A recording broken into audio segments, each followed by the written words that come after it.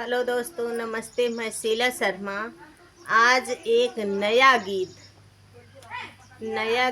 नया अंदाज, गजली गीत, पारिवारिक गीत आप लोगों को दोस्तों सुनाऊंगी।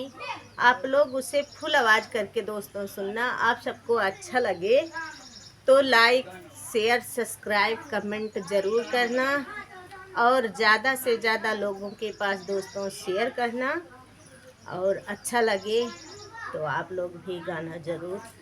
दोस्तों, हमारी माताएं बहनें, आइए सुनिए और अपने दिल से मत लेना। सावन का महीना चल रहा है, पारिवारिक गीत है, सुनिए। आप लोग आनंद लीजिए और ज़्यादा से ज़्यादा इसे शेयर करना। और नया गीत है, नया अंदाज है। आइए सुनिए। आज गर्मी बहुत तेज़ी है। पिया तान के चदरिया न सोव करा, मुहुआ से बोला कराना। पिया तान के चदरिया न सोव करा, मुहुआ से बोल कराना। पिया तान के चदरिया न सोव करा, मुहुआ से बोल कराना।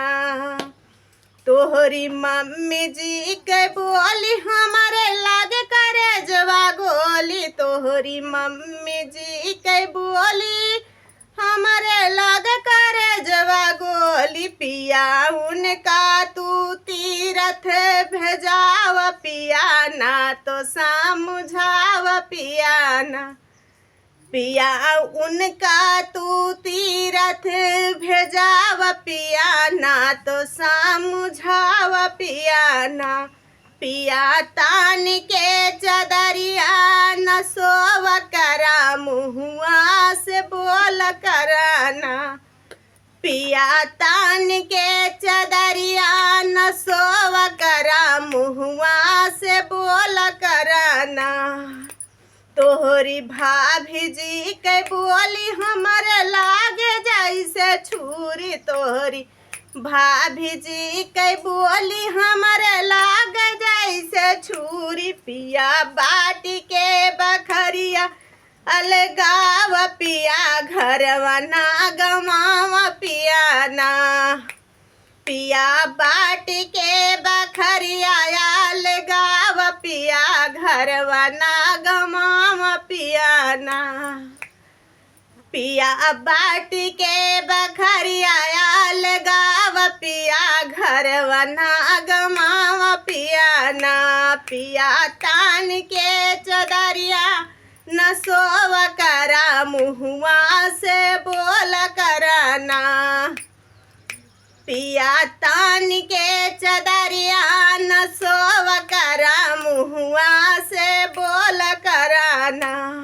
तोहरी बहना जी के बोली हमारे लागे करे जवा गोली। तोहरी बहना जी के बोली हमारे लागे करे जवा गोली। तोहरी बहना जी के बोली हमारे लागे करे जवा गोली। पिया जल्दी से ससुरा भेजाव पिया, नाक ना कटाव पिया ना। पिया जल्दी से ससुरा भेजाव पिया, नाक ना कटाव पिया ना। पिया तान के चदरिया न सोव पिया, मुहुआ से बोल पिया ना।